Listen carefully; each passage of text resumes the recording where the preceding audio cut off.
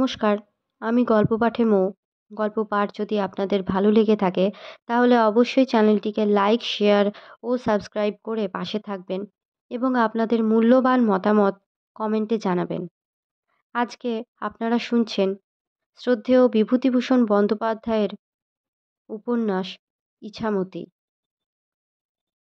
দুপুরবেলা প্রসন্ন আমিন কাজ অনেকখানি এগিয়ে এনেছে। গিরিশ মুহুরী গদাধর মুহুরীকে নিচু সুরে বললে, খাওয়া দাওয়ার কি ব্যবস্থা ও গদাধর?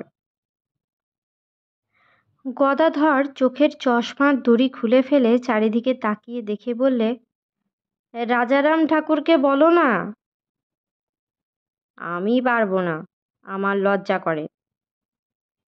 লজ্জার কি আছে, পেট জ্বলছে না? তা তো জ্বলছে, তবে বলো, আমি পারবো না।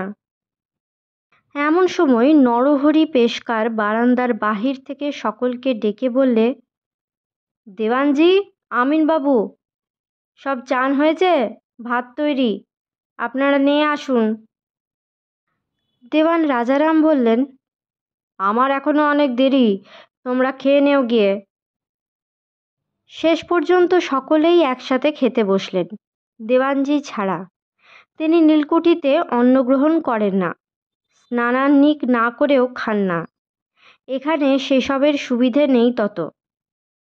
নরহরি পেশকার ভালো ব্রাহ্মণ, সেই রান্না করেছে। জোগাড় দিয়েছে গোলাপ পাড়ে, তা ভালোই রেঁধেছে। না, সাহেবদের নজর উঁচু, খাটিয়ে নিয়ে খাওয়াতেও জানে। মস্ত বড় রুই মাছের ঝোল, ৫-৬খানা করে দাগার মাছ ভাজা, অম্বল, মুড়িঘণ্ট ও দই। গদাধর মুহুরী পেটুক ব্যক্তি, শেষকালে বলে ফেললে, ও পেশকার মশাই, বলি সব করলেন, একটু মিষ্টির ব্যবস্থা করলেন না? সে সময় রসগোল্লার রেওয়াজ ছিল না। এ সময়ে মিষ্টি বলতে বুঝত চিনির মঠ, বাতাসা বা মন্ডা। নরহরি পেশকার বললে, কথাটা মনে ছিল না, নইলে ছোট সাহেব দিতি নারাজ ছিল না। গদাধর মুহুরী ভাতের দলা কোঁত করে গিলে বললে, না, সাহেবরা খাওয়াতে জানে, কি বলো প্রসন্ন দাদা? প্রসন্ন চক্রবর্তী আমিন কদিন থেকে আজ অন্যমনস্ক। তার মন কোনো সময়েই ভালো থাকে না। কি একটা কথা সে সব সময়েই ভাবছে। গদাধরের কথার উত্তর দেবার মতো মনের সুখ নেই। এই যে কাজের চাপ, এই যে বড় মাছ দিয়ে ভাতের ভোজ, অন্য সময় হলে, অন্য দিন হলে তার খুব ভালো লাগতো। কিন্তু আজ আর সে মন নেই, কিছুই ভালো লাগে না।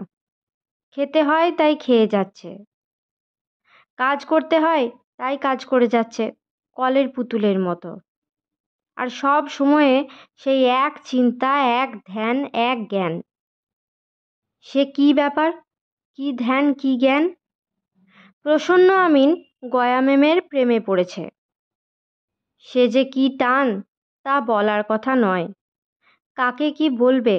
গয়া ম্যাম বড্ড উঁচু ডালের পাখি। হাত বাড়াবার সাধ্য কি প্রসন্ন চক্রবর্তীর মতো সামান্য লোকের? গয়া ম্যাম সুদৃষ্টিতে তার দিকে চেয়েছে, এই একটা মস্ত সান্ত্বনা। সুদৃষ্টিতে চাওয়া মানে গয়া ম্যাম জানতে পেরেছে প্রসন্ন আমিন তাকে ভালোবাসে, আর এই ভালোবাসার ব্যাপারে গয়া অসন্তুষ্ট নয়, বরং প্রশ্রয় দিচ্ছে মাঝে মাঝে। এই যে বসে খাচ্ছে প্রসন্ন চক্রবর্তী, সেই সময়ে মানস নেত্রে তার সুঠাম তনুভঙ্গি, কার আয়তচক্ষুর বিলল দৃষ্টি, কার সুন্দর মুখখানি ওর চোখের সামনে বারবার ভেসে উঠছে। ভাতের দলা গলার মধ্যে ঢুকছে না চোখের জলে গলা আড়ষ্ট হওয়ার জন্য। সে কার কথা মনে হয়? ছোট সাহেবের মদগর্বিত পদধ্বনিও সে তুচ্ছ করেছে কার জন্যে? প্রসন্ন আমিন এত দিন পরে সুখের মুখ দেখতে পেয়েছে। মেয়ে মানুষ কখনো তার দিকে সুনজরে চেয়ে দেখেনি। কত বড় অভাব ছিল তার জীবনে। প্রথমবার যার সঙ্গে বিয়ে হয়েছিল গঙ্গা গেঁগিয়ে গেঁগিয়ে কথা বলতো, নাম যদিও ছিল সরস্বতী। গঙ্গা হোক সরস্বতী কিন্তু বড় যত্ন করত স্বামীকে। তখন সবে বয়স 19-20। প্রসন্নর বাবা রতন চক্রবর্তী ছেলেকে বড় কড়া শাসনে রাখতেন। বাবা দেখে শুনে বিয়ে দিয়েছিলেন, বলবার জো ছিল না ছেলের, সাধ্য কী। সরস্বতী রাত্রে পান্তা ভাত খেতে দিয়ে লেবু কেটে দিত, তেঁতুল গোলা, লঙ্কা আর তেল দিত মেখে খাবার জন্যে। চড়কের দিন একখানা কাপড় পেয়ে গঙ্গা স্ত্রীর মুখে কি সরল আনন্দ ফুটে উঠত। বলতো, আমার বাপের বাড়ি চলো, উচ্ছে দিয়ে কাঁঠাল বিচি চচ্চড়ি খাওয়াবো। আমাদের গাছে কত কাঁঠাল, এত বড় বড় এক একটা, এত বড় বড় কোয়া। হাত ফাঁক করে দেখাতো। আবার রসকলির গান গাইতো আপন মনে গোঙানো সুরে। হাসি পায়নি কিন্তু সে গান শুনে কোনো দিন, মনে বরং কষ্ট হতো। না দেখতে শুনতে ভালো না, বরং কালো উঁচু দাঁত, তবুও পুষলে বেড়াল কুকুরের উপরও তো মমতা হয়। সরস্বতী পটল তুলল প্রথমবার ছেলেপিলে হতে গিয়ে। আবার বিয়ে হলো রাজনগরের সনাতন চৌধুরীর ছোট মেয়ে অন্নপূর্ণার সঙ্গে। অন্নপূর্ণা দেখতে শুনতে ভালো এবং গৌর বর্ণের মেয়ে বলেই বোধহয় একটু বেশ গুমড়ে। সে এখনো বেঁচে আছে তার বাপের বাড়িতে, ছেলে মেয়ে হয়নি, কোনোদিন মনে প্রাণে স্বামীর ঘর করেনি। না করার কারণ বোধহয় ওর বাপের বাড়ির সচ্ছলতা।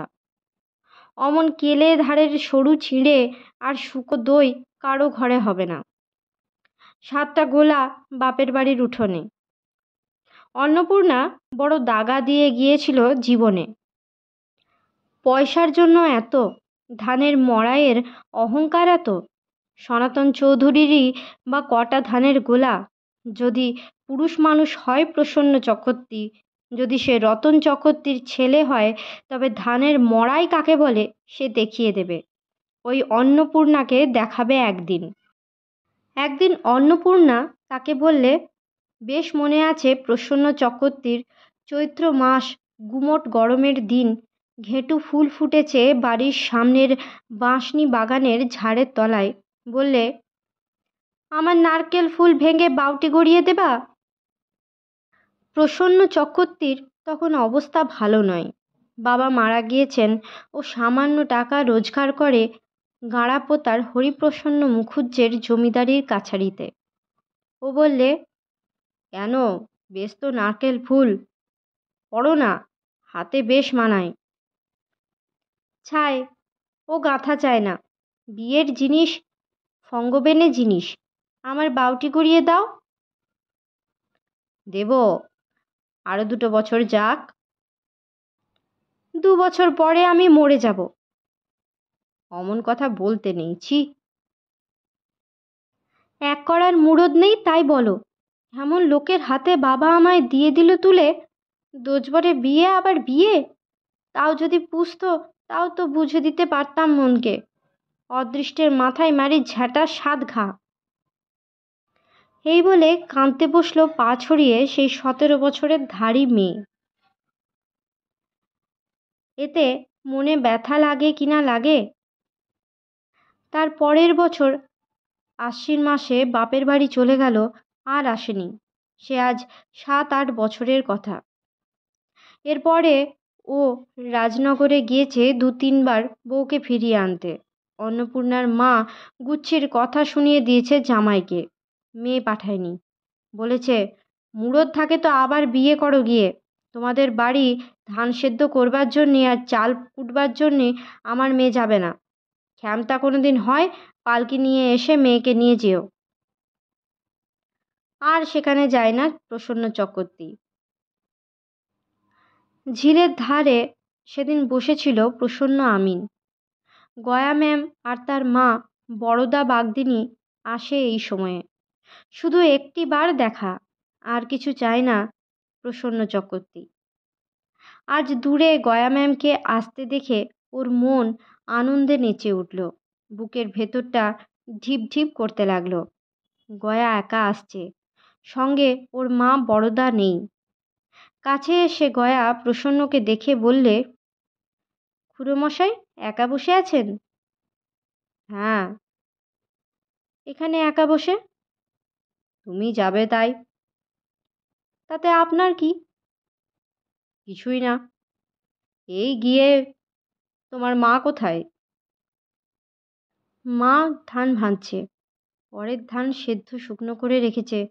যে বর্ষা নেমেছে, চাল দিতে হবে না পরকে? যার চাল সে শোনাবে। বসুন, চললাম। ও গয়া। কি? একটু দাঁড়াবা না? দাঁড়িয়ে কি করব? বৃষ্টি এলে ভিজে মরবো যে। প্রসন্ন চক্রবর্তী মুগ্ধ দৃষ্টিতে গয়ার দিকে চেয়েছিল। গয়া বললে, দেখছেন কি? প্রসন্ন লজ্জিত সুরে বললে, কিছু না। দেখবো আবার কি? তুমি সামনে দাঁড়িয়ে থাকলে আবার কি দেখব? কেন? আমি থাকলে কি হয়? ভাবছি, এমন বেশ দিনটা। গয়া রাগের সুরে বললে, ওসব আবোল তাবোল এখন শোনবার আমার সময় নেই, চললাম। একটু দাঁড়াও না গয়া, মহাভারত অশুদ্ধ হয়ে যাবে দাঁড়ালি। না, আমি সঙ্গের মতো দাঁড়িয়ে থাকতে পারবো না এখানে। ওই দেখুন, দেয়া কেমন ঘনিয়ে আসছে। ঘাট বাঁওড়ের বিলের ওপারে ঘন সবুজ আউশ ধানের আর নীলের চারার ক্ষেতের উপরে ঘন কালো শ্রাবণের মেঘ জমা হয়েছে। সাদা বকের দল উড়ছে দূর চক্রবালের কোলে। মেঘ পদবীর নিচে নিচে হু হু ঠান্ডা হাওয়ায় ঝলক বয়ে এলো শ্যামল প্রান্তরের দিক থেকে। শোঁ শোঁ শব্দ উঠল দূরে। বিলের অপর প্রান্ত যেন ঝাপসা হয়ে এসেছে বৃষ্টির ধারায়। রথচক্রের নাভির মতো দেখাচ্ছে স্বচ্ছ জল বিল বৃষ্টিমুখর তীর বেষ্টনীর মাঝখানে। প্রসন্ন চক্রবর্তী ব্যস্ত হয়ে উঠে বলে উঠল, গয়া ভিজবে যে, বৃষ্টি তো এলো, চলো আমার বাসায়। না, আমি কুটিতে চললাম। ও গয়া, শোনো আমার কথা, ভিজবা? ভিজব।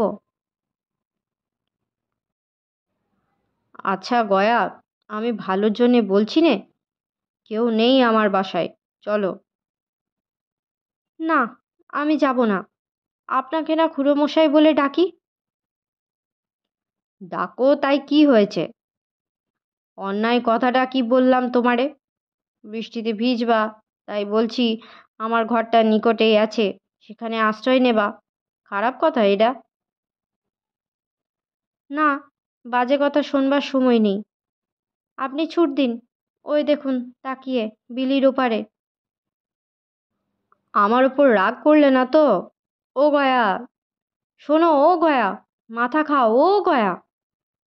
গয়া ছুটতে ছুটতে হেঁকে বললে, না না, কি পাগল, এমন মানুষও থাকে? মিনতির সুরে প্রসন্ন চক্রবর্তী হেঁকে বললে, কাউকে বলে দিও না যেন, ও গয়া মাইরি। দূর থেকে গয়া ম্যামের স্বর ভেসে এলো, ভেজবেন না, বাড়ি যান খুড়োমশাই, ভেজবেন না, বাড়ি যান। বিলের শামুক আবার কতটুকু সুধা আশা করে চাঁদের কাছে? ওই যথেষ্ট না? রামকানাই কবিরাজ আশ্চর্য না হয়ে পারেননি যে আজকাল নীলকুঠির লোকেরা তাকে কিছু বলে না। আজ আবার গয়া ম্যাম এসে তাকে দুধ দিয়ে গিয়েছে, এটা ওটা সেটা প্রায় নিয়ে আসে। রামকানাই দাম দিতে পারবেন না বলে আগে আগে নিতেন না। এখন গয়া মেয়ে সম্পর্ক পাতিয়ে দেওয়ায় পথটা সহজ ও সুগম হয়েছে। আবার লোকজন ডাকে কবিরাজকে। ঝিঙে নাও, দুয়ানিটা সিকিটা কচ্ছিত, এই হলো দর্শনী ও পারিশ্রমিক। নালু পালের স্ত্রী তুলসীর ছেলেপিলে হবে। পেটের মধ্যে বেদনা, কি কি অসুখ। হরিশ ডাক্তার দিন কতক দেখেছিল, রোগ সারেনি। লোকে বলে, তোমার পয়সা আছে নালু, ভালো কবিরাজ দেখাও। রামকানাই কবিরাজ ভালোর দলে পড়েন না, কেননা সে গরিব। অর্থেরই লোকে মান দেয়, সততা বা উৎকর্ষের নয়। রামকানাই যদি আজ হরিশ ডাক্তারের মতো পালকিতে চেপে রোগী দেখতে বেরোতো, তবে হরিশ ডাক্তারের মতো 8 আনা ভিজিট সে অনায়াসেই নিতে পারত। নালু পাল কি মনে ভেবে রামকানাই কবিরাজকে ডাক দিলে। রামকানাই রোগী দেখে বললে, ওষুধ দেব, কিন্তু অনুপান জোগাড় করতে হবে। কলমি শাকের রস, সৈন্দব লবণ দিয়ে সিদ্ধ, ভাঁড়ে করে সে রস রেখে দিতে হবে 7 দিন। নালু পাল আর সেই নালু পাল নেই। অবস্থা ফিরিয়ে ফেলেছে ব্যবসা করে। 8 চালা ঘর বেঁধেছে গত বৎসর। 8 চালা ঘর তৈরি করা এসব পাড়া গাঁয়ে বড় মানুষের লক্ষণ। আর চরম বড় মানুষই অবশ্য দুর্গোৎসব করা, তাও গত বৎসর নালু পাল করেছে। অনেক লোকজনও খাইয়েছে, নাম বেরিয়ে গিয়েছে বড় মানুষ বলে। ওর ঘরের মধ্যে নতুন কড়ি বাঁধানো আলমারি, নকশা করা হাঁড়ির তাক রঙিন দড়ির শিকেতে ঝুলানো, খেরো মোড়া শীতল পাটি, কাঁসার পানের ডাবর, ঝকঝকে করে মাজা পিতলের দীপগাছা সম্পন্ন গৃহস্থের বাড়ির সমস্ত উপকরণ আসবাব বর্তমান।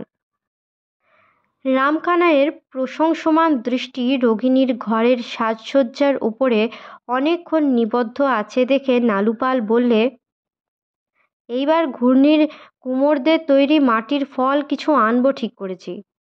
ওই কড়ির আলনাটা দেখছেন, 2.5 টাকা দিয়ে কিনেছি বিনোদপুরের এক ব্রাহ্মণের মেয়ের কাছে। তার নিজের হাতে বাঁধা। বেশ চমৎকার দ্রব্যটি। অসুখ সারবে তো কবিরাজ মশাই? না সারলি মাধব নিদান শাস্ত্রটা মিথ্যে। তবে কি জানো, অনুপান আর সহপান ঠিক মতো চাই। ওষুধ রোগ সারাবে না, সারাবে ঠিক মতো অনুপান আর সহপান। কলমি শাকের রস খেতে হবে, সেটি হলো অনুপান, বুঝলে না? আগে হ্যাঁ। জলযোগ ব্যবস্থা হলো শশা কাটা, ফুল বাতাসা, নারকোল কোড়া ও নারকোল নাড়ু। আচমনি জিনিস অর্থাৎ কোনো কিছু শস্য ভাজা খাবেন না রামকানাই শূদ্রের গৃহে। 1 কাঠা চাল, মটর ডালের বড়ি ও একটি আধুলি দর্শনী মিলল। পথে ভবানী বাড়ুজ্যে বললেন, কবিরাজ মশাই, নমস্কার হয়ে। ভালো আছেন জামাইবাবু? আপনার আশীর্বাদে একটু আমার বাড়িতে আসতে হবে। ছেলেটার জ্বর আর কাশি হয়েছে 2-3 দিন ধরে, একটু দেখে যান। হ্যাঁ হ্যাঁ, চলুন। খোকা ওর মামিমার বুনুনি নকশা কাটা কাঁথা গায়ে দিয়ে ঘুমোচ্ছিল। রামকানাই হাত দেখে বললেন, নবজ্বর, নাড়িতে রস হয়েছে, বড়ি দেব, মধু আর শিউলি পাতার রস দিয়ে খাওয়াতে হবে। ওর মা তিলু এবং ওর 2 ছোট মা উৎসুক ও শঙ্কিত মনে কাছেই দাঁড়িয়েছিল। ওরা এই গ্রামের বধূ নয়, কন্যা, সুতরাং গ্রাম্য প্রথা অনুযায়ী ওরা যার তার সামনে বেরুতে পারে, যেখানে সেখানে যেতে পারে। কিন্তু যদি এই গ্রামের বধূ হতো অন্য জায়গার মেয়ে, তাহলে অপরিচিত পরপুরুষ তো দূরের কথা, স্বামীর সঙ্গে পর্যন্ত যখন তখন দিনমানে সাক্ষাৎ করা বা বাক্যালাপ করা দাঁড়াতো বেহায়ার লক্ষণ। তিলু কাঁদো কাঁদো সুরে বললে, খোকার জ্বর কেমন দেখলেন কবিরাজ মশাই? কিছু না, নবজ্বর। এই বর্ষাকালে চারিদিকে হচ্ছে, ভয় কি? সারবে তো? সারবে না তো আমরা রয়েছি কেন? নীলু বললে, আপনার পায়ে পড়ি কবিরাজ মশাই, একটু ভালো করে দেখুন খোকারে। মা, আমি বলছি 3 দিন বড়ি খেলেই খোকা সেরে উঠবে, আপনারা ভয় পাবেন না। ওর গলার মধ্যে সাঁই সাঁই শব্দ হয় কেন? কফ কুপিত হয়েছে, রসস্থ নারী, ওরকম হয়েই থাকে, কিছু ভেবো না।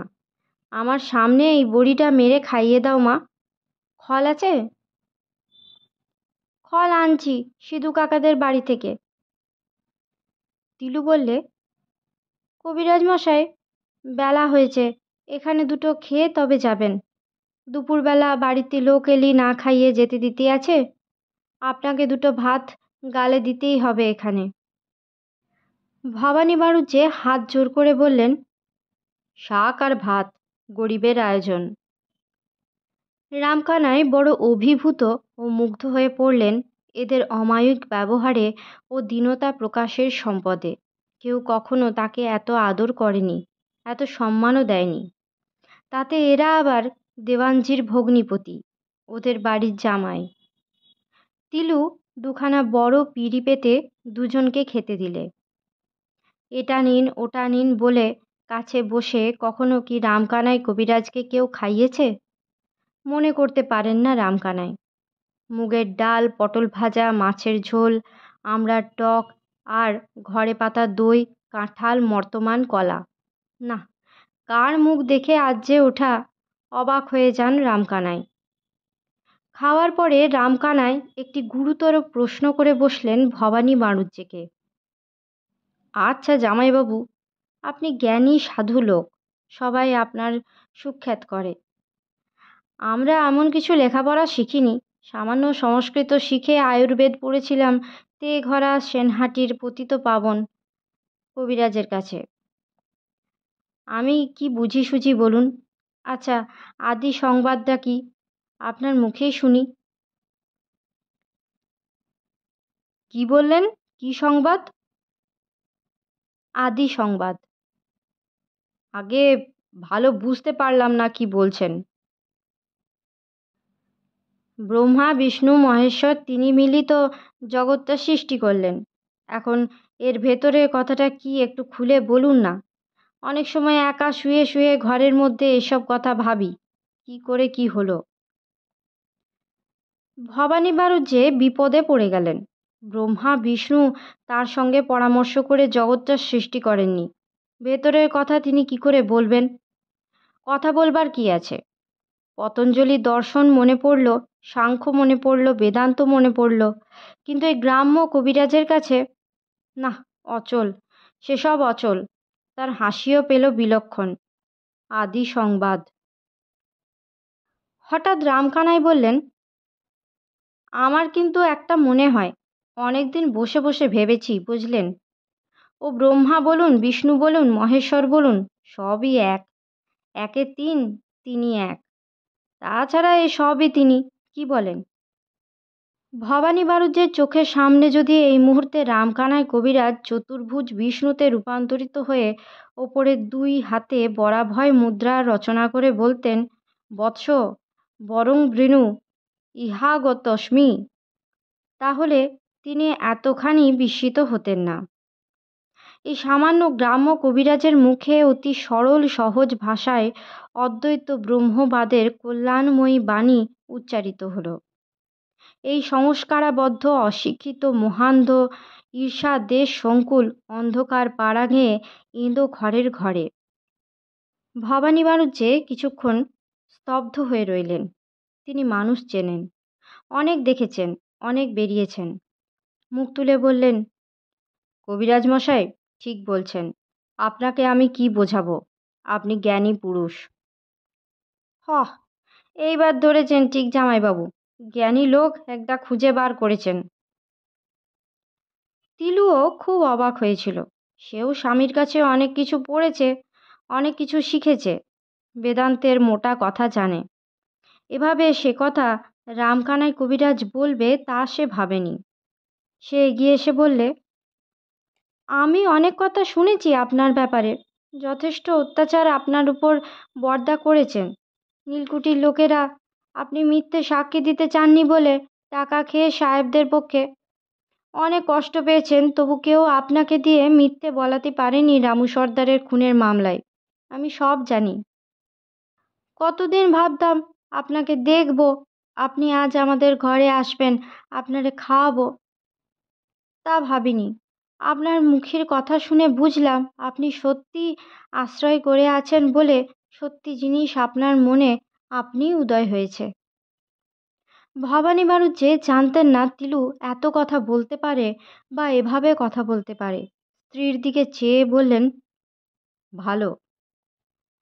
তিলু হেসে বললে, কি ভালো? ভালো বললে। আচ্ছা কবিরাজ মশাই, আপনার বয়স কত? 1234 সালের মাঘ মাসে জন্ম।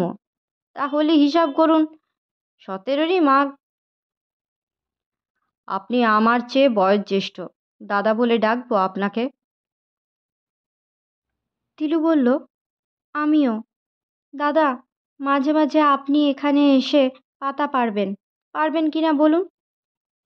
রামকানাই কবিরাজ ভাবছেন দিনটা আজ ভালো, ওদের মতো লোক এত আদর করবে কেন নইলে।